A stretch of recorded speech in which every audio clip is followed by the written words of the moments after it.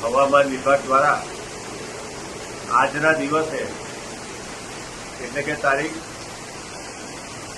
26ના રોજ અતિ ભારે વરસાદ સમગ્ર જિલ્લામાં પડશે તેવી રેડ એલર્ટ સાથેની આગાહી કરવામાં આવેલી છે। તો આ અલર્ટને ધ્યાન રાખતા અને કદાચ સમગ્ર વડોદરાના જિલ્લાના નાગરિકોને પણ આ જોઈને ખ્યાલ આવશે કે અત્યારે પણ મુશળધાર વરસાદ પડી રહ્યો છે।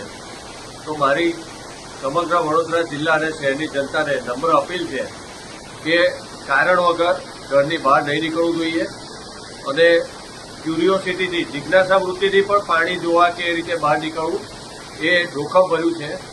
અને વાહન લઈને પણ ગમે તે અજાણી જગ્યાએ કે નદીના કિનારે કે નદીમાં ક્યાંય કે વહેલા મોકળા કે રસ્તામાં પાણી ભરાઈ ગયો ત્યાં વાહન ઉતારવાનું જોખમ ટાળવું જોઈએ એવી મારી નમ્ર અપીલ છે।